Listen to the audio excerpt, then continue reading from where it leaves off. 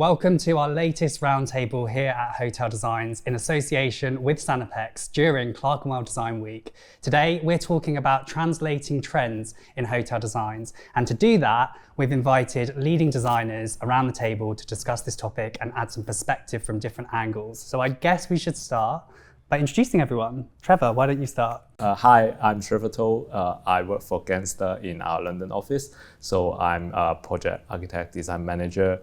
I work for hospitality project, and I also look after our global design resilience for this sector, which kind of a person looking at the ESG requirements for the sector. Fabulous. Diana, welcome. Hi, I'm Diana. I am an associate interior designer for LXA. I've got quite a vast experience in hotel design, especially sustainable hotels and hospitality design, so bars, restaurants. James. I'm James Dilly. I'm a director at Jessica & Wales. I lead the hospitality studio, and we work across hotels and restaurants, some ships and casinos and private members clubs and some specialist retail. Amazing. Claire Smith, Director for ABDA Design. We specialise in hospitality design, F&B, working across kind of large brands, independents and private members clubs. Yeah, I'm Brooke Radke from Woods Bagot. I'm a senior associate and interior design lead for Europe there, and I predominantly work across lifestyle projects, so that covers for us resi, hotel and hospitality projects. Fantastic. So the topic of this roundtable is really to look at trends and how they're being translated geographically. Obviously, SANIPEX is our sponsor for this roundtable, and they are specified globally. And I think what we really want to do with this roundtable is take a wide lens in terms of design and hotel design as a whole. I think the most sort of appropriate place to start is the conversation around East and West in terms of like the look and feel and culture within design. We hear a lot of, the East meeting West in the East, less so in the West. So just understanding where this conversation is going within the industry would be super interesting. So Trevor, maybe you can start and we can sort of add into that. Well, I think we talk about this a little bit internally, and it's maybe somehow it tends to have like respect the nuance a little bit more, while West is kind of designer tend to challenge, a little bit more about, the boundaries and kind of push for it. I think it obviously depends on case by case, but I also believe that something is universal. So, when you see Guggenheim Bilbao, when you see a Monet, everybody knows it's beautiful. So, and I think biophilia is one of those themes, that connect everybody, because we are, as human beings, just connect very much to nature. And I feel like, especially after COVID, the indoor-outdoor connection is really important. And we definitely see that trend is not going to, go away, and it's like more and more popular among clients. Absolutely. I feel like to really define this, we sort of need to think of like a case study or a geographic place to really put it into perspective. Let's take the Middle East, for example. What we're seeing is that in the Middle East, the clients there definitely are signing up with Western designers to bring in that Western feel within the hotels and the projects that are happening there. Why do you think that is? I think what we're talking about is a reaction to a globalization of design. So whilst references are instantly accessible, a bombardment of Instagram and Pinterest, people are seeing things that they like, but they're fragments, they're ingredients, and you really need a good baker to make the cake with the right ingredients. So I think that things which aren't working are the pieces where you can see those ingredients that aren't quite coming together to make a really good dish. And the good designers are floating to the top. They're the people that know how to assemble things, and they're not living in a world of Pinterest. They may be inspired by it, but they're not plundering these juicy ingredients which look great. I mean, on the other hand, people are maybe not designers are more educated about things which they like, which physically, emotionally make their pupils dilate and make them salivate and all of those sentient things. So people are very specific about how they want things to make them feel. So all of that globalization of communications and media is changing the way we have to work as designers. So I'm not talking about the Middle East, I'm talking about everywhere. I think I agree with that. Like you're saying, I think consumers buy with emotion, don't they? And I think that's where, when you're looking at Instagram and things, consumers are kind of going, that's what I want to see, that's what I want to do. But yeah, we have the same issue. Well, we have the issue with some of our team saying, like, please don't use Pinterest, please develop your own kind of ideas. But I would say it's also this idea of escapism and people seeking new experiences. And I don't know, like, especially in hospitality, what I've seen is that designers tend to go and create something a little bit more out there in bathrooms, right? So, you know, just to create a bit of more of experience, because this is where you can take the risk. This is where people take most pictures. This is where people will be kind of like promoting that brand forward and like outside the hotel or like the restaurant that they're in. So that's something that probably is getting influence in the Middle East as well, from like the European. Yeah. Well, bathrooms are a really interesting example because they're practical spaces. They serve a purpose, obviously, but I think now there's more emphasis in injecting personality within bathrooms, and I see that that's a trend that's definitely translated across different areas and globally, I would say. Where's the conversation going with that, and how far can we take that kind of, you know, statement bathroom idea? I mean, we're doing a roundtable literally tomorrow on the bathroom being the hero shot, and it has become the hero shot in many hotels. What's driving that trend, and where do you see it evolving? Brooke? I'm not sure what's driving the trend, Sure. But what I would say is that I definitely agree that's an area where you can bring the interest and the drama and the fun. And you know, recently, well, a year ago, we finished working on Amano in Covent Garden, and the bathrooms were one of the things that's probably being photographed the most. And we had this brilliant opportunity because it was a building that we converted from an existing office building to hotel. And one of the really great things about the building was the corner had a glazed facade.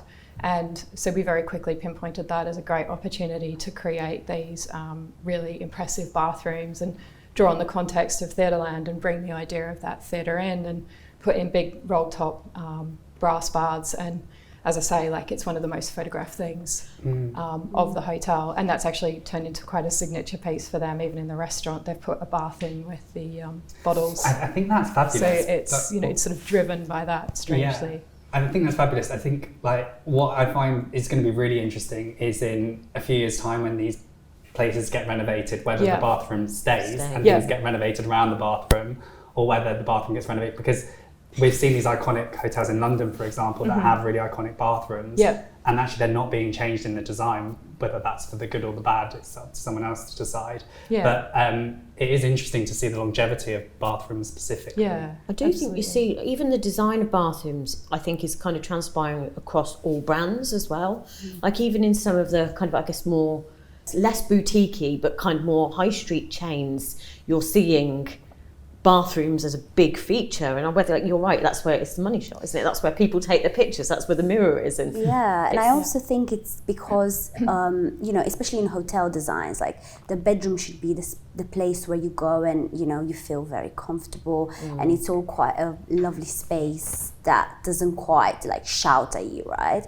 But then you have the bathroom, which is like a very small space where you don't spend that much time, so that's where you could just inject that bit of fun. And it's just probably like to do with the fact that you don't spend that much time in there, so you can just be a bit more playful. I love bathroom design. I know people who spend a lot of time in bathrooms. In hotel bathrooms. When you ate the wrong thing. Good book. But you know, I guarantee you that there's a lot of people, if you showed them a bamboo enclosure under palm trees with an outdoor shower made of bamboo and rusty steel, I guarantee a lot of people would choose that experience over gold taps and marble these days. 100%. So it's the definition of luxury and what people used to understand about that is no more. You know, the experience leads. It's not about the richness, the aspirational side of things. It's this hunt for something different and something which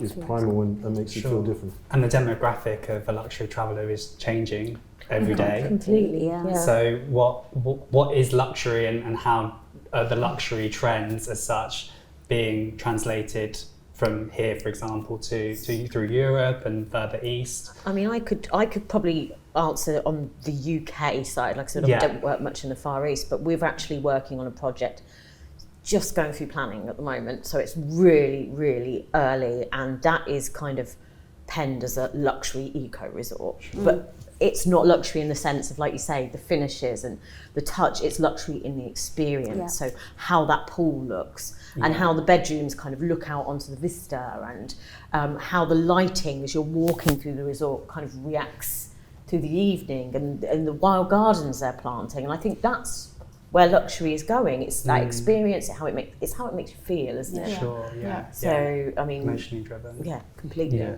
yeah.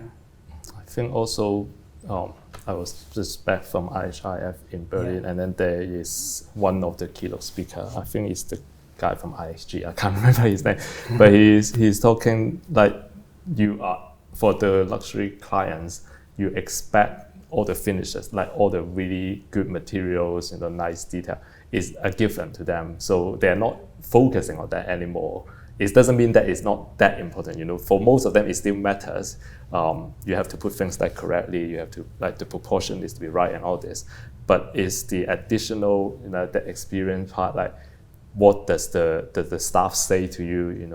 Is the hotel doing some events, maybe connected to the community, that they can bring something to the table, enhance their stay and make that memorable. So all this is kind of part of the formula. Not necessarily we design for it, but maybe there is some part that we can enhance with the physical space. Yeah, absolutely. And that's interesting. I mean, love to talk now about like brands and brand identity, and how you create brand identity when, loads of hotels are obviously expanding. Whether that's sustainable or not is another matter entirely. But obviously they're wanting to keep the same imprint of their brand within these hotels, but obviously then allow them to stand alone as separate hotels and have their own identity. How are we as designers ensuring that the branding is alive, but through design in that respect? And actually, James, I'd love to start with you in terms of cruise ships, and how do you even start designing a cruise ship and create the brand identity with somewhere that doesn't have a sense of place in terms of it staying in one particular place? And maybe we can evolve the conversation into hotels from there.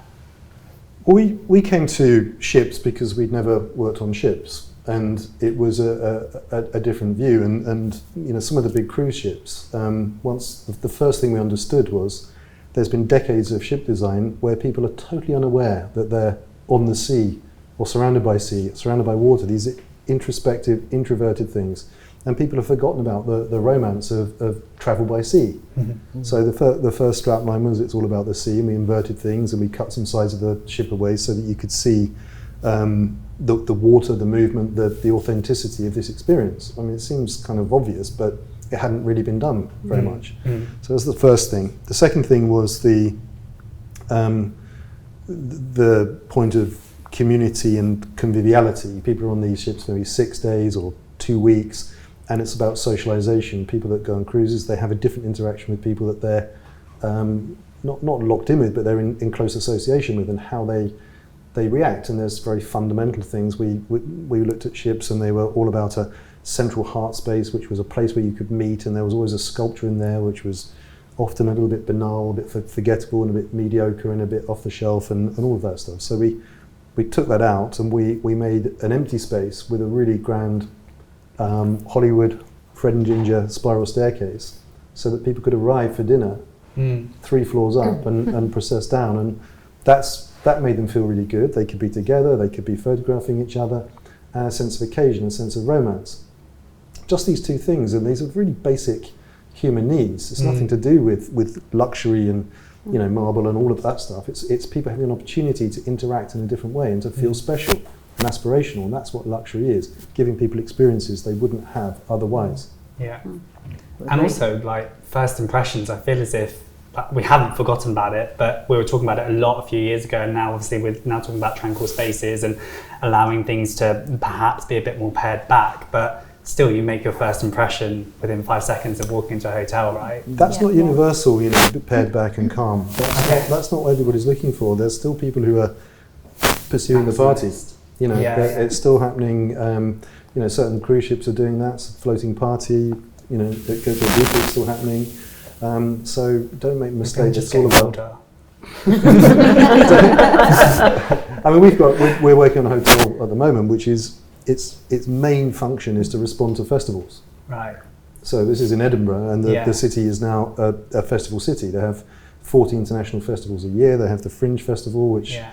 they sell 4.5 million tickets in a city of 450, 500,000. Yeah. So these has to respond to those festivals and bring the festival in for the parties, the events, the backdrop, whatever it might be. So there'll be calm bits in between, but it has to flex to... I guess it's about finding the right tribe, and brands are very much now wanting to find their tribe and design around their tribe.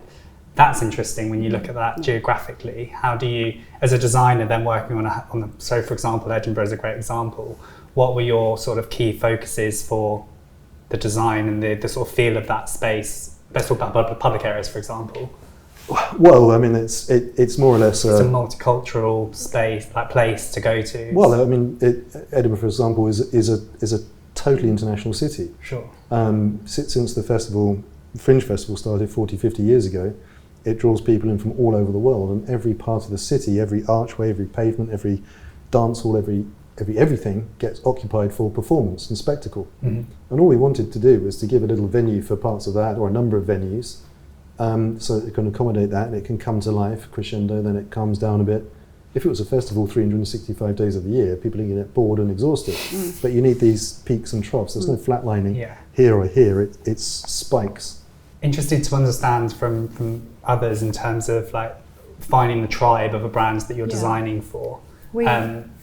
Sorry. I was just going to say, I mean, much like you're saying as well, I mean, look, we get both, where we do have the very cool pared back sleek, but then, in opposition with Amano, they're a big Berlin or German operator. Absolutely. And for them, it's all about the party. And, we went over and we spent time with them, and we learned and understood their hospitality, and we experienced it firsthand, and we really got to know what it was that was kind of at the core of that Amano brand. And we looked at how we took that, we translated it to London and the London market, but we didn't lose it. And one of the brilliant things with Amano as part of the brief was for the tables and the bars, we needed to design them to be danced on. And so, it's like, which for they them, were on the opening party. they were, yeah. They didn't lie. So yeah, like it was a lot of fun doing that. But it really spoke of who they were. But then we also put a bit of a London slant to that as well, so that we could introduce the brand, but we wanted the local market to embrace it. What was the London slide? Did the people come and say, "Would you mind awfully if I danced on your table?" Entice them up with more things. Yeah. People have embraced it.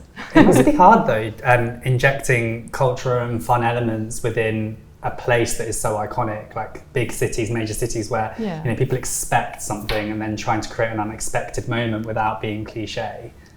Yeah, I mean, I think we're all probably aware of trying to get away a little bit from Instagram moments, and then be a little bit more considered and longer lasting and special. So I think there's that kind of, like you say, I think there's that kind of fine line between the two. And I think probably I would say that comes down to that design quality and the material quality and the quality of the artists and the artisans that we work with. So it's that combined effort between the team. Yeah, I think the attention to detail is quite important, because exactly, like, everybody will like go to that spot because they saw it on Instagram, so they will take that, or like 97% of the people will take that. But then there is this 3% of other people that they want the special one. They don't want that one, or they just want to discover like what is else available in the property, in the hotel. And then they will find all these little details that you will never think of that could become viral and like add so many likes, And I think I'm sure like you have a lot in F&B and stuff. So I don't know, I think for me, for hotels especially, like a way that I approach integrating a brand into a local city is by trying to introduce local manufacturers, or work with like a craftsman, or just kind of like, as you say, in the details of where you can tell the story for that specific city. And also, like, as hotel brands, they play a big role in like the local economy of the place. So it would be a shame if you design like, I don't know, a hotel in Ireland to start bringing in everything from China and kind of lose that sense of place. And also, like, for hotels, like, they become platforms for the community. Like, this could be a great platform for like the University of Arts, the students to like launch all of their art and like have a display of their, you know, of their work. So I think that's kind of like how you get the sense of place and how you kind of get people from outside the hotel into your building to explore more and kind of make a good impact as well. I completely agree with you there. We're doing a lot of work with IHD at the moment, specifically with Doubletree and with Voco as well. And one of the things they really like to try and do is create that sense of place and community. And we're actually doing some refurbishment work in Leeds at the moment with the bedrooms and specifically trying to use artisans and makers within that space. So, for example, Monkey Puzzle. She's from Leeds. She designs in Leeds. Yeah. So looking at specifying her wallpaper in the bedrooms, which again has a nice story and a backdrop. And I think we're seeing that. I can't kind of comment on kind of out in the East, but certainly I'm seeing here is kind of these brands that we're working with anyway, particularly want that kind of feeling, like you say, community, locality, and really focusing on that. There is something about, I don't want to be too sort of like Britain first, but British design, and there's something about British design, and I just understand like all these local crafts, men and women, and wonder how in some of the projects that you're working on overseas, if taking sustainability out of it, if the British kind of craft would work with those cultures and inject them in. I don't know, I'm just thinking off the top of my head. But it seems a shame some of these real talented individuals, and obviously there's talent wherever you go in terms of craft, of course.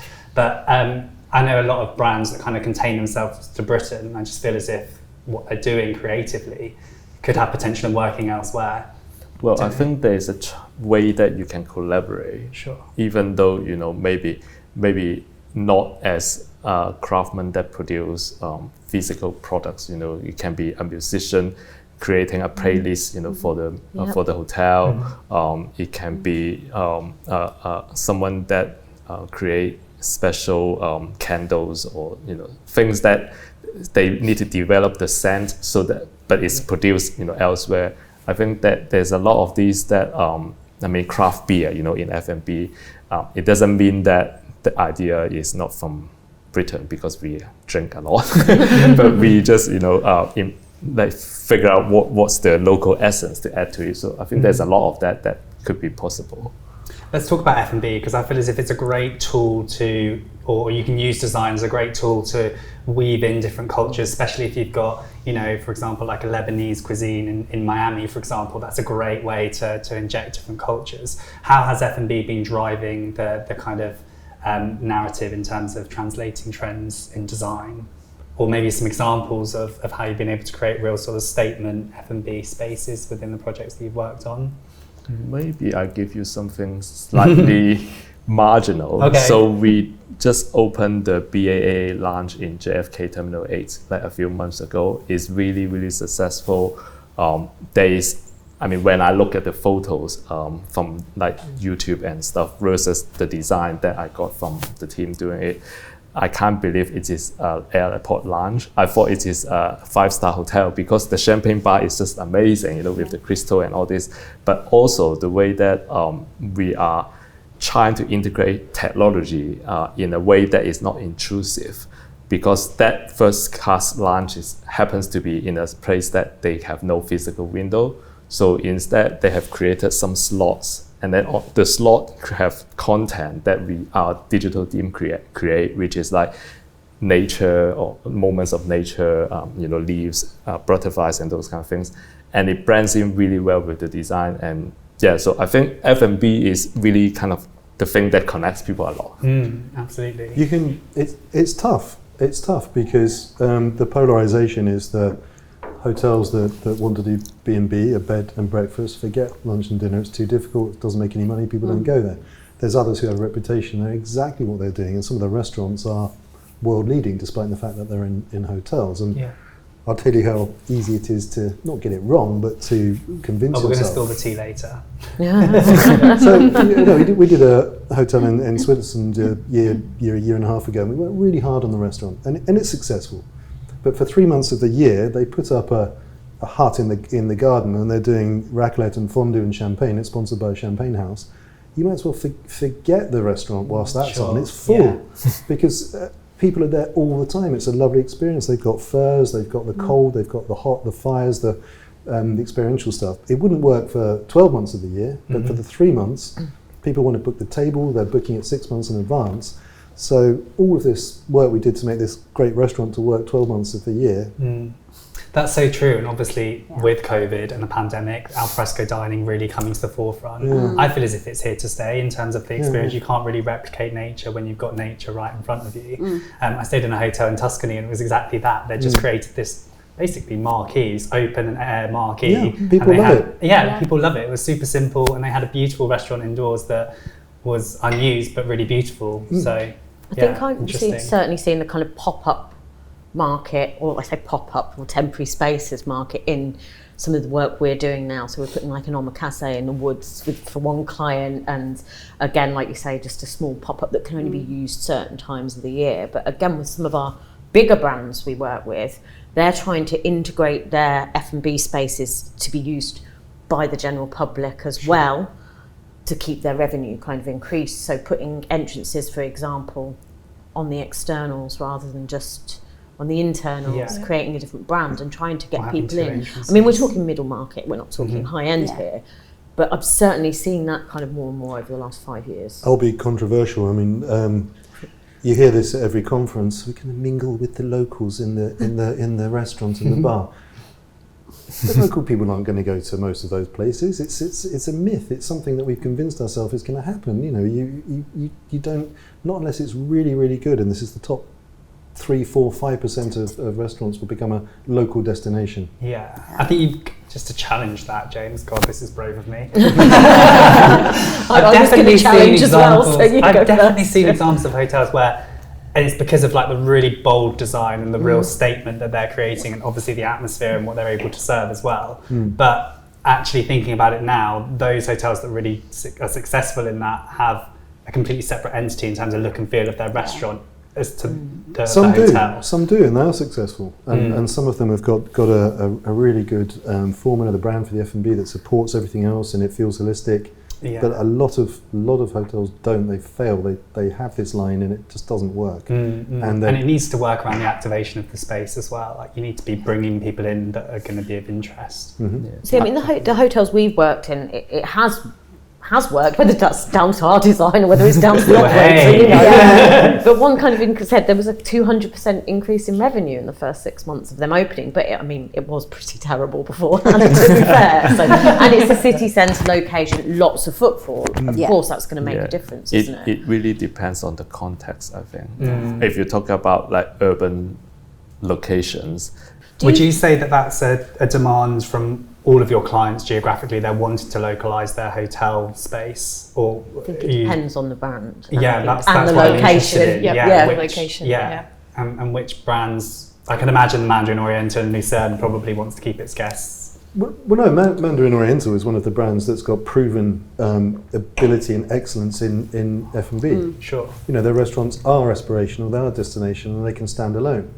And that one, you couple it with a historic building with an incredible sort of salon area and unobstructed Lucerne Lake river frontage with snow-capped peaks in the background. You can't go wrong. Well, you could go wrong. You could mess it up with service and food, but you know, not with their provenance and their skills. That's different. But and they do get a lot of local clientele there. But it's a lot to do with the location. A lot to do with location and the reputation and the ingenuity and the mix of, you know, they've got something which is a, you know, more regular, you know, lower sort of threshold hierarchy, formality, whatever you want to call it, and something which will be eventually sort of Michelin stars. So you've got both, and that's a nice sort of fritz. And then you've got a bar as well where you can do something less, and then you've got very big outside terrace with the lake view. So it's an unusual example, but you know, there are others that can do it more low key and are still successful. You know, you can see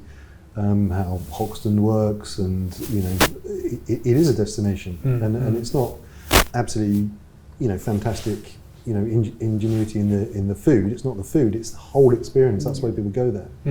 Do you think, actually, that was something I was going to say, like obviously in this country, or London specifically, we're seeing there's actually a talk tomorrow, I think, on it about kind of hybrid workspace and hospitality within hotels. Obviously, the Hoxton is big for that. 100 Shoreditch is always busy in their lounge area and roof terrace. Is that something that anyone's seeing kind of in the East as well, or around the world, or is this just something we think is kind of here or European? I think it will go to happen because of the impact of the office reduction, whether it is because the banks think AI can do everything, they don't need people anymore, or whatever. But then is that what was happening already, just in terms of like spaces becoming flexible and adaptable at a moment's notice? I think a lot of it is like landlord is feeling the pressure and they want to diversify, the space program in their portfolio to make it a bit more different offers to cater for, all the possibilities. And like our client BNP doing the Ruby Marseille Hotel is the same thing. It used to be their offices, and they are like changing that 3 blocks and making it into a Ruby hotel with the co-working space. So a lot of this, I think, is kind of diversifying, reducing risk, and exploring possibilities. May not work for all locations. Let's talk about wellness, because I feel as if this is another area that is super interesting and changing all the time, every day, in terms of how hotels perceive wellness and how they're amplifying the latest trends as such. Where do you think geographically the wellness trend is sort of being amplified most at the moment, and where do you see it going moving forward? And then I kind of want to touch upon like customization as well. So perhaps we can talk about wellness as a whole. Is it helping hotels kind of globalize the design of because I feel as if like it's again practical spaces, people know what they want, their expectations of a spa now in a hotel has become maybe heightened. How does that translate? I'll throw something completely Go different, for it. but still related to wellness, because I'm sure we'll have tons of time talking about spa and resorts and things. Like we all have a lot of resort project right now because it's very up in the market. But I mean, if you think about even just like urban hotel, and you think about promoting wellness, promoting like active mobility for people, the staircase is there. We always have a staircase. You have to have that because you have fire escape and all this. And how do you actually make that into an integrated part of the design to promote, to encourage people to use the stair? Sure. When I was in a hotel in Lisbon, like the breakfast time, the peak demand and the wait for the lift is just driving me crazy. And I was like, why nobody can put a sign here and tell people like where the stair is? It's very simple. You don't need a lot of efforts. You don't need a lot of money. But I mean, that's like a fix, right? But if you can start from the beginning of the design, like how can we make the stair naturally become something people will go and use? How do you connect the spaces, the vertically? And it's those in-between moments as well where so that's my bit of rant. We tend to always, with everything in design in the studio, really start with thinking about how does it feel before we start thinking about what does it look like or how does it work. So that how does it feel piece for us is really important, and exactly like you're talking about things like the stair. For us, we always look at things like the flourishing index and biophilia and the materials and healthy materials and all of those elements that we think, right, we know we can create a good design if we consider these elements early on and looking at and things like this placement of the stair and having spaces where people can come together, but then also having and share, but then having these spaces where people can also be on their own and have that moment away. And I think it's getting the balance through the design and considering all of those elements, and then starting to think about what's it going to look like. I think in terms of wellness as well, I've seen not in hotels that we've designed, but I've seen in hotels, specifically in cities and in Europe, even if they haven't got room for a spa, you've got these wellness spaces and there's yoga mats in the bedroom where you can go and use that. And I think that's certainly something we'll see emerge, and it goes back to the community side. I've just realised what that was in the room, a yoga mat. I had no idea. The guest bed. I guess with like more and more people traveling for work, like designers, like people in business, they just travel. There's people who are away for a whole week. I think for me personally, when I travel, the worst bit about traveling is not being able to keep my routine and keep my wellness routine of like how do I look after myself and like what I eat. Do we have like options available. What about the simple things? I don't know, simple things like milk in the fridge. You know, what kind of milk do you have? Can I have? I don't know. I drink oat milk because I can't drink milk. But you know, is that an option that it doesn't disrupt my well-being because I don't have that available? Is there a gym that has the minimum requirements that I would need to be able to keep up with my routine? Sure. And I guess the ability for you to, a certain extent, be able to customise your stay. Exactly. How is customisation within design being translated in the projects that you guys are working on? And have you got any examples of that working? Because obviously there are brands out there that have launched products that are customisable and you can change them quickly, but then they're easy to steal. But I think Lock do that really well, don't they? I think that customisation of your stay and your experience and how that works for you, whether you've got a kitchenette in your space, if you choose that, how long you stay for, a yoga mat in your bedroom, wellness community space. I don't think, I've not seen it on anything I'm working on specifically at the minute, but that's something I would...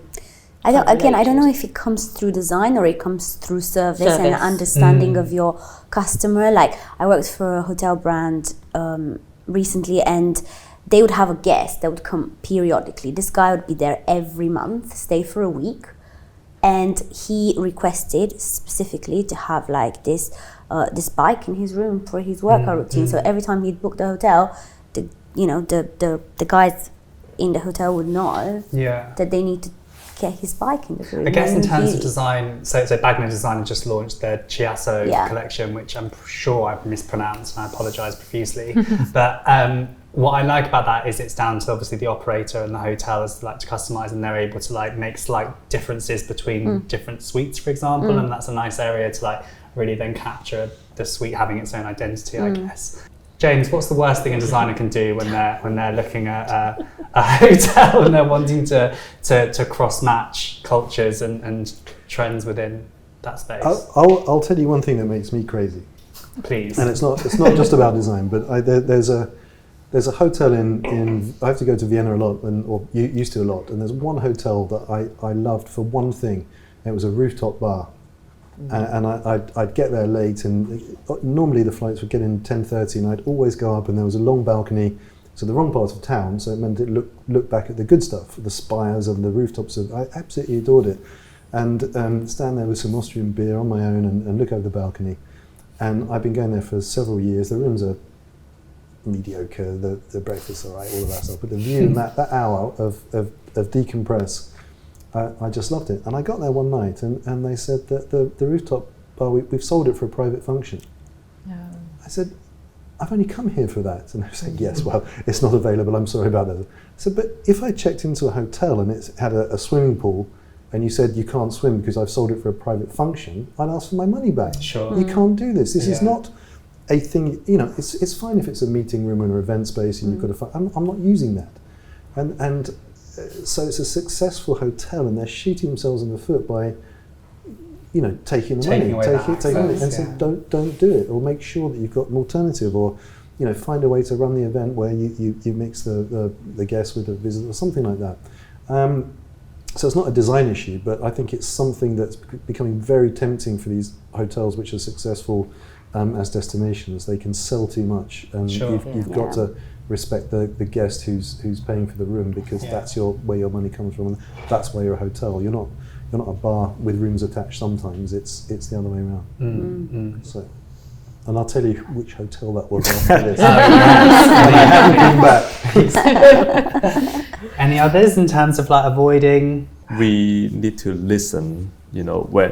When you try to say, oh, this is our interpretation of your culture or what we want to bring in as a local culture, you need to listen to the actual local people. I mean, there are ways that you can figure out how to reach the people that can give you the feedback, but it's not good that you just assume what you think is correct. And experience it as well, I think. Yeah. It's like opening a hotel in London and just sticking pictures of Big Ben everywhere, it's just kind of avoiding the gimmick and trying to I have stayed in somewhere recently that did that. Hilarious. Right. I think it's generally is that Disneyland effect. Yeah. And we Yeah, had one yeah. operator that said to us, like, fine, like we'll have a narrative, but we want it subtly woven in. I don't want my staff having to run around and tell the story to everybody. Like, it's got to be, you know, Yeah, But it's also, gotta be it's super self-sufficient. rewarding as designers and architects to give your client something that they weren't expecting in terms of the culture that you're amplifying, which I guess is what you're all trying to achieve. You can do interesting things. You can get things wrong to get them right. Yeah, you know, totally. we're doing something at the moment where the hotel's in 3 parts, and one of the buildings is completely separate. It's not particularly sunny weather, it's difficult weather, but you have to check in one area, and then if you're in the other building, you have to walk out into the weather, rain or shine, go across and check into a room. And it's good. People like the idea of it, and you've got the right umbrella, and you've got the right people to escort you across. It's fine. Yeah, perfect. So sometimes getting things wrong is nice. That's a really nice way to end this roundtable. Thank you so much, everyone. And also, it's a difficult topic because it can be quite sensitive in terms of talking about cultures. And I feel as if, like, thank you for being so honest and transparent with your experiences. And yeah, thank you so much. Thank you. Thanks. Thank you.